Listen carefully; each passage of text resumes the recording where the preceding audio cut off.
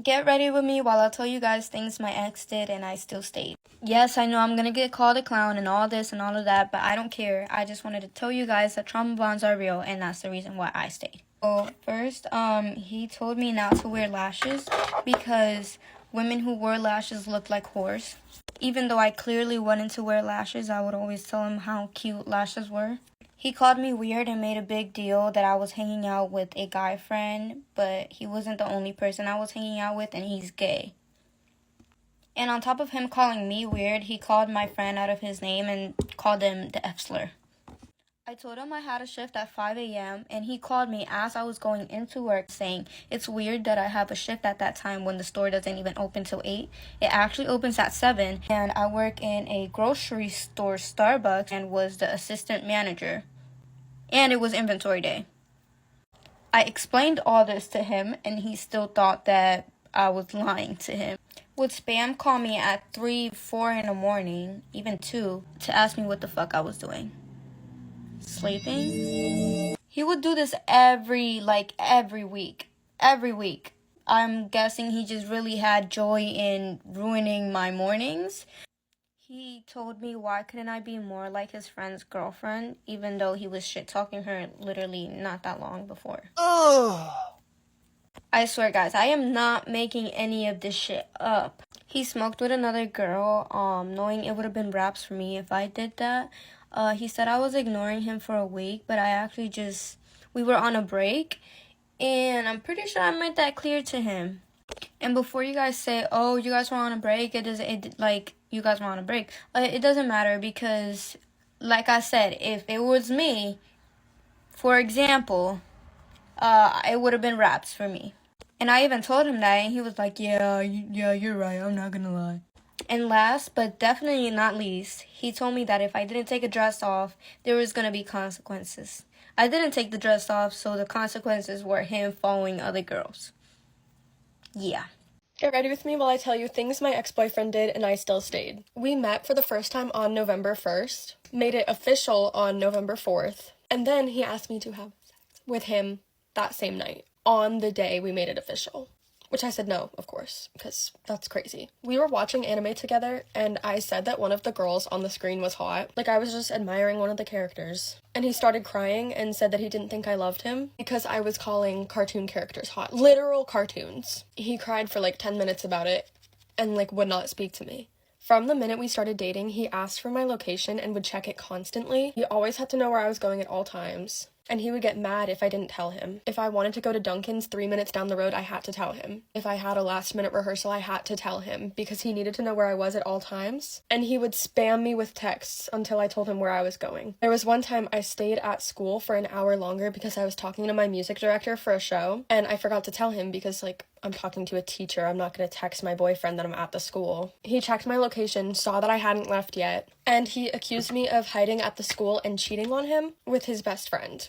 Throughout the entire relationship, he accused me of cheating on him with his best friend. I had known his best friend for 4 years, and we were just friends. But every time I was with him, he accused me of cheating on him with his best friend. He tried to watch me use the bathroom. His bathroom was connected to his bedroom, but it was also connected to the living room. There were 2 doors. I locked one of them, and I forgot to lock the one that connected to his bedroom. He opened the door, and I said, no, I'm not comfortable with that. Leave. Like, I don't want you watching that. That's weird. He said, okay, and left the door open a crack and watched me through said crack.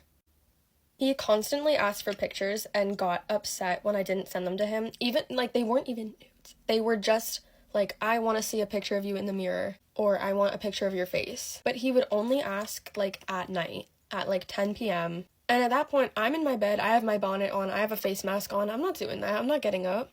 And frankly, I didn't even want to send the pictures anyways. Like, my philosophy is there's no need for pictures if you're going to see it in person. There's no reason to risk that and get them sent around. So I was totally against it. I was like, no, I'm not sending pictures. And he would get mad at me and constantly be like, please, please, please, please send them. Please, I need to see it right now. And it's like, no, you can wait. He told me that he needed to be my top priority above everything and that I wasn't making enough time for him. And mind you, I was spending all of my free time with him. I did not have any time to myself because I was devoting my entire life to this guy. I do theater, so our rehearsal schedule is pretty, like, intensive. We have a lot of rehearsals. Any day that I didn't have a rehearsal, I was at his house. I'm not gonna skip a rehearsal to see my boyfriend, because that's ridiculous. So he actually got mad at me when I wasn't spending time with him, even though I put all of my free time into him. He told me that I had too many friends and spent too much time with them, so he told me that he wanted to convert me to introversion. In doing so, he drove me away from all of my friends. I didn't speak to my best friend for maybe 2 months because he was convinced that I had too many friends and didn't make enough time for him, even though he was like the only person I ever saw. I was at his house so much that his family was like, "Don't your parents want to see you?" And I was like, "Yeah, but I literally can't." We fought a lot during our relationship, which is normal. It's a high school relationship. You're not going to expect much else. But the issue was we couldn't talk through it because he never heard out my side of the story. If he had done something to wrong me, which happened a lot, I would bring it up with him to explain why it made me upset and like, "Hey, like, we're fine. I just want you to know that you did this to me and it hurt me." He wouldn't listen to me at all and would just say that I was overreacting or like blame it on me and be like, "It's your fault. You should have spoken up." He said that a lot. He was like, "You should have told me in the moment." I did. And you didn't listen and you kept doing what you were doing to me. Because of all of this, he made a 2-minute apology video, pretty much blaming all of the things he did to me on having too much caffeine. Mind you, he had 11 Celsiuses in 1 week. He was fine. It was not the caffeine's fault. After all of this, I tried to break up with him 3 times. He said no the first 2 times, which is kind of crazy because if I'm saying I want to break up, you don't just be like, no, we can no, we're breaking up, we're done. Months after we finally did break up, he confronted me about the rumors I was spreading, which was just me telling my story because he like assaulted me. So I was just sharing my story, and when I explained my side of the story to him, he said he didn't remember, and he asked if I had any evidence. Evidence of assault? No. It was all in person. Do you want me to whip out an audio recording? Like, what? My ex-boyfriend was actually evil. Thank God I was only with him for 2 months, but it could have been a lot longer. Finally put my foot down and broke up with him on the 3rd try. This next story is crazy on another new level because she was not only betrayed by her boyfriend, she was betrayed by her best friend. But I want to quickly say something. I would not be surprised if that boyfriend that was accusing her of cheating was cheating because that actually happens to me. You know, a lot of times when these men are accusing us of cheating, it's because they are projecting. They are projecting. Like in my own case, where will I have a chance to cheat? I spent all my free time. The only time I was free that I was not with him is when I'm at work. Sorry, the only time that I was not with him is when I was at work. But this man still accused me of cheating. Come to find out, he was the one that was cheating. And also, I wish I knew this when I started dating, that a no is a complete sentence. When you tell a man no, anything that happened after you said no is coercion, is abuse, you have not consented to that. I wish I knew this when I started. This is a story time on how I caught my ex sleeping with my best friend on our anniversary. I was at work, he was at home like always, and I decided to take off early and go get a few things for him and surprise him. Spent way too much money on the dude. Got into the apartment, put some stuff down in the kitchen, and I realized that the TV was blaring from the master bedroom. I immediately thought that was odd, but I was trying to just take it with a grain of salt and not overreact or assume anything because it's our anniversary. Like, he's low, but that would be really low. Just kind of thought it was weird. I walked back there and go to open the door, and the door was locked. So I immediately knew something was going on. I put my ear against the door, and I was trying to register if what I was hearing was actually happening because he literally made me feel crazy all the time, but it was indeed happening. So I picked the lock with a bobby pin, and I opened the door. And they're just so in the moment, the TV's so loud that they don't even see me in there. They also both had their backs faced to me, and I could only see the back of their heads, if you know what I mean. So I immediately went to the master bathroom, which is right next to the bedroom entryway door. And I remember just staring at myself in the mirror trying to figure out how I was about to handle this. I grabbed like the toothbrush holder, like the little glass holders, and I remember squeezing it so hard I thought I was going to break it. I went in there and I did what I had to do with that object. At that point, she's frantically getting dressed and I see her face and I had to literally look twice. It happened to have been my best friend, a girl that was up in my house all the time, a girl that I trusted around him, a girl that I really just did not think anything was going to happen with her. It was completely over my head. Told her she had a few seconds to get up out of my house. She scurried out half naked. He was holding his head, he was bleeding a little bit. That was the first time and the only time I ever, actually tried anything. But I learned my lesson real quick to never, ever defend myself to him or put my hands on him. He immediately grabbed me by the throat and we just went at it. At that point, a lot of adrenaline was through my body, so I was still kind of mouthing him, and, you know, he knew he was in some stuff. He was comparing my body to hers, and mainly was just upset that I should have been at work and I lied to him. After a while of going back and forth with the crazy nonsense that he was throwing at me, I was able to literally sprint out the door, down the steps, and into the parking lot, made it to my car. He was banging on my window while I was driving away. I went across town to my friend's house, and he showed up later that night. Don't know how he knew I was there. I was done, like I was leaving. And he forced me back over there. And that's when things really just started going wild. That's when it became really hard to leave, and any time that I tried to leave, he always seemed to find me, even if it was a couple days later, a week later, a couple hours later. He always found me and always forced me back. A lot of the time I didn't have access to my phone, so it was kind of impossible to text people. He was also always taking my phone. If he thought that I was planning to leave, he would do things to make sure that I physically couldn't go anywhere. And I eventually got out of it after whipping up a plan that took a little while, and, you know, I had a lot of comments saying, like, oh my gosh, she didn't leave, it's her fault. You know, I should have taken the very small flags and left with that, but I didn't. But when it comes to, like, DV, you know, when it's time to leave, it's not very easy by any means. And I'm not talking about mentally or emotionally, it's just not easy physically. That is so crazy. Do you know how that will mess someone up? You are not only being betrayed by your boyfriend, your best friend. And I feel like that will hurt even more because that is your woman. You know, like girls, that is my girl. Imagine the girl that's supposed to cry on her shoulder. She's the one that is contributing to the hurt. I'm very sorry she had to go through that because I can't even imagine being in that kind of position. That is double betrayal, in my opinion. How a hacker helped me find out that my boyfriend was a predator. So the year's 2019, I was 19 years old. This was just before fucking COVID, like the pandemic, okay? So keep that in mind. I had been talking to this guy who was, when we got together, I was 19 and he was 22, but I had been talking to him for almost a year, okay? So we were talking for like a year. We finally get together and we're together for like 4 months and he decides that he's enlisting in the Navy. And I'm like, okay. So he fucking leaves for the Navy, okay? I'm like hating it, but I'm loving it. I'm all like, oh, I'm this like Navy girlfriend. Anyway, we could hardly talk because he was in boot camp and stuff. And then when he finally got out, we would like write letters. Couldn't really text too much. Okay, until he finally messaged me and was like, okay, you know, like we're at a good point where we can talk, but I have to go out to the ship now. You know, it's gonna be 7 days and then I'll be back. I'll have service. We can text. We don't really have to write letters anymore. Cool. Okay. He goes out on the ship. Not 2 days pass. I get a hey girly text on Facebook. Hey girly, do you know Abraham? I guess I'm saying his name. Cause girl. And I was like, yeah, that's my boyfriend. Why do you ask? Heart is in my asshole, by the way. They're like, well, we have a video of him, and if you don't send us $500, we're gonna send it to his family and post it. And I was like, where did you get it? What the fuck? How do I even know you're talking about my fucking boyfriend? I know scams, okay? You fucking weirdo. They're like, no, yeah, this is your boyfriend. I'm like, okay, if it is my boyfriend and he sent it to you, that means he's cheating on me, so post it. I don't give a fuck. I wish I had the fucking screenshots so I could show you, bro. But the person did fucking deactivate their account and like block me and shit as soon as like all this was over. But anyway, I'm telling them, like, if he fucking cheated on me, post it. I don't want to fucking be with a cheater, okay? Maybe that'll fucking teach him. And I'm like, but how do I know it's my boyfriend? And they're like, well, it just is. It's Abraham. And I'm like, okay, but how do I believe you? Because mind you, I had known this man for like almost 2 years at this point, okay? We had been dating for almost a year at this point, right? So naive, 19, and a little crazy from the pandemic, I chose to fucking try to believe my man. You know what I mean?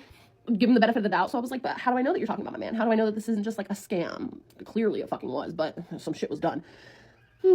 They're like, okay, we'll prove it to you. And they send a picture, and the picture's like from a phone, and it's of like a computer screen, and on the computer screen is a photo, and it's not even a photo, it's like stopped in a video.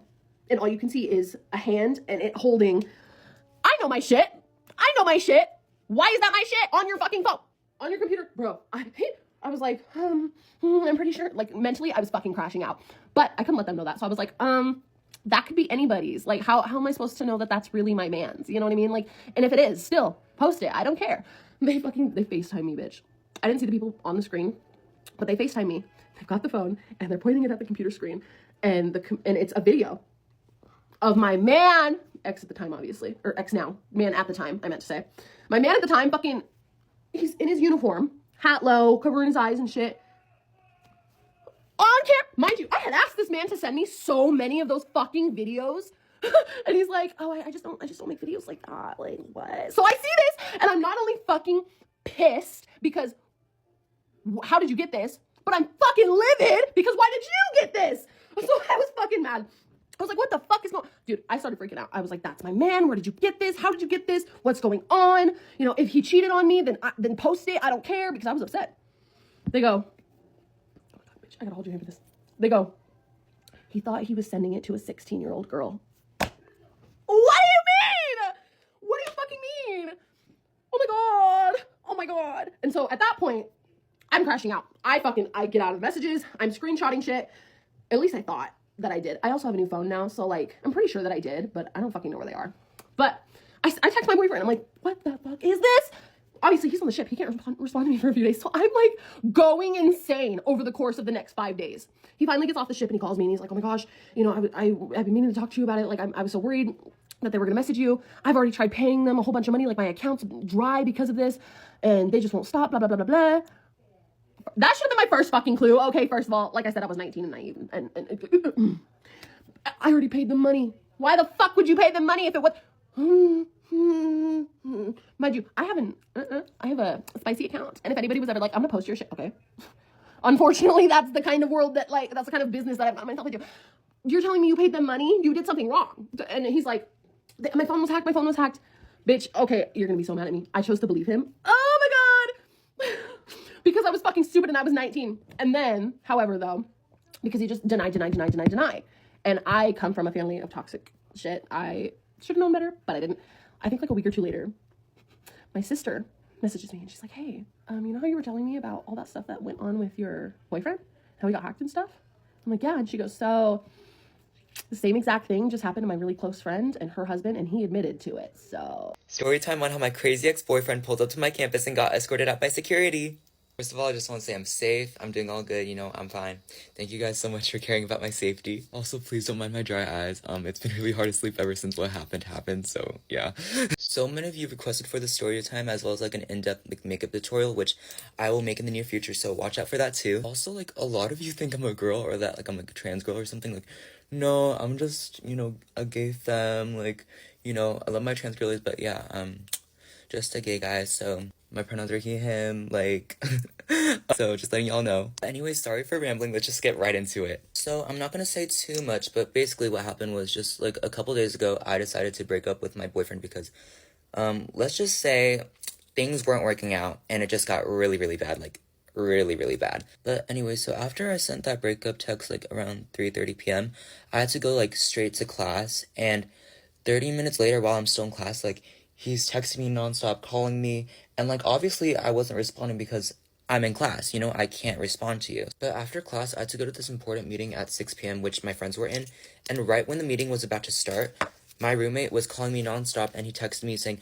Brendan, call me, it's urgent. I'm like, what could this even be about, like, honestly? And he sends me this text saying, your ex stopped by. And I'm like, what the freak? Like, what? The actual, like, I couldn't. Like, I was like, my heart literally dropped when I saw that text because of, like, what does he even want? He gave me no notice at all. He didn't tell me he was coming, like, in his text at all. So I was like, what the actual freak, dude? Like, what? So I call my roommate ASAP, and I'm like, what's happening? And he tells me, Brendan, don't come back to our dorm. And I'm like, okay, like, why? He's, like, saying, oh, yeah, your ex is, like, just, like, waiting for you to come back or whatever, blah, blah, blah. And I'm like, okay, yeah, I'm not coming back for sure. Like, there's no freaking way I'm gonna go back because what the actual... Keep in mind that this man lives, like, almost 2 hours away from me, and it was rush hour, which means that he must have left, like, right after I sent him that breakup text to arrive before 6. Yeah. So after the meeting ends, I tell my friends who are with me about the situation, and they're like, oh, you can stay in our dorm, we can protect you, we'll call security. So while we were walking to my friend's dorm, I call my roommate, right? And I ask him, hey, is the coast clear? He's like, oh, I don't know, I'm at Target right now. But he was saying how my ex could be still waiting for me, but he doesn't know, but it's also, like, you know, getting late. Like, there's no way he'd still be here, right? So just to be safe, my friends and I call campus security, and I tell them how I have an ex who came here unannounced and unwelcome, and how I don't feel safe because I don't know if he's still here or not. So then security tells me to go to their office and that they'll help me. me. When my friends and I get to the security office, the security guard tells me that he can't speak to me until an RD arrives. So my friends and I are waiting for literally an hour for an RD to arrive. When she does, we can finally go inside the room and we tell the security guard and the RD about the whole situation. And while I'm getting questioned by the security guard and the RD, I get texts from my roommate and my friends saying the coast is clear and that I can come back to my dorm. So I tell the security guard and the RD and they're like, oh, okay, we'll have someone check your dorm just to make sure the coast is clear. 10 minutes later, I get a text from my roommate and my other friend saying that he's here again. Yeah. So I tell the security guard and the RD that he's still here at my dorm as we speak, and they're like, yeah, no, we're gonna escort him out right now. The security guard leaves, and that's when I start to record, like, the second half of that TikTok video. And when he comes back, like, 20 minutes later, he tells me, oh, you don't have to worry about your ex no more. He's long gone. He's banned from this campus, and if he ever comes back again, that there will be legal actions that take place with police. And I'm like, thank goodness, thank the Lord. Like, I feel so relieved. I was so happy, guys. Like, I was just like, oh my gosh. Like, it was just like a weight off my shoulders. I was like, thank goodness, thank the Lord. Now, this is the type of friends we want in our corner. That security person did his job and everyone took this seriously. And I'm happy that you had a good friend. I wish every woman would have that same experience of feeling supported and protected when this crazy boyfriend came around and started their nonsense. I'm really happy for the kind of support you have around you, and I wish all women will experience the same kind of protection. Now, this next story is going to piss you off because it really pissed me so. You know what? I'd been dating him for over a year. From the beginning of our relationship, he always insisted we be intimate without protection. I kept saying no mainly because I was scared of getting pregnant. But after a year and 5 months together, I decided to give in. I thought was giving him something special. Right after we were done, he turned to me with a strange look in his eyes and said, "Congratulations, not you, have HIV too." At first, I laughed. I thought it was a dark, twisted joke. I couldn't imagine. He was being serious. I didn't want to believe it, so I stayed. I stayed for 5 more years. Until my body started to change. I had constant fevers, lost weight rapidly, and strange rashes started appearing everywhere. I finally went to the hospital and I'll never forget the moment the doctor looked at me and said, "You've tested positive for HIV." I was in shock. I immediately called him crying, and that's when he finally admitted it. He told me he had known all along that he got it from a previous girlfriend and that he made it his mission to pass it on to every woman he dated. He had already done it to at least 3 other women before me, and I was the 4th. Even though I was heartbroken, even though my world fell apart, I couldn't bring myself to report him because I loved him. Now I live with this virus, and every day is a battle, not just physically, but emotionally. But I'm stronger now. And I share my story not for pity, but to warn others. Protect yourself. Don't ignore red flags, and please choose love that doesn't hurt. Now, this comment is about that one that the boyfriend cheated with her friend. The comment said, did that friend ever apologize to you? Was there ever bad vibes from her? Do you something like this? Then the creator responded, she never apologized, haha. She always gave me vibes, but I was way too trusting back then. I don't think, maybe this is just my naivety talking, but I feel like I would never suspect that my friend is going. I know with a man, I don't know, maybe this is just me. With a man, I always like have this kind of distrust towards a man, but like, why will you ever think that your best friend is going, like, I don't think anyone will be suspecting their best friend is trying to sleep with their boyfriend or husband. Maybe this is just me, but there is no way anyone can blame her for what the friend did. This other comment said, girl, I understand completely. When you finally get out of a toxic situation, you start to see things you didn't before. The empty promises and apologies create a false impression that can be hard to shake. I'm so happy you are out of that situation now, and I know you heal from this. I agree wholeheartedly. I am glad all of these ladies have got out of that situation and they will heal and they deserve the best person that would love them for them.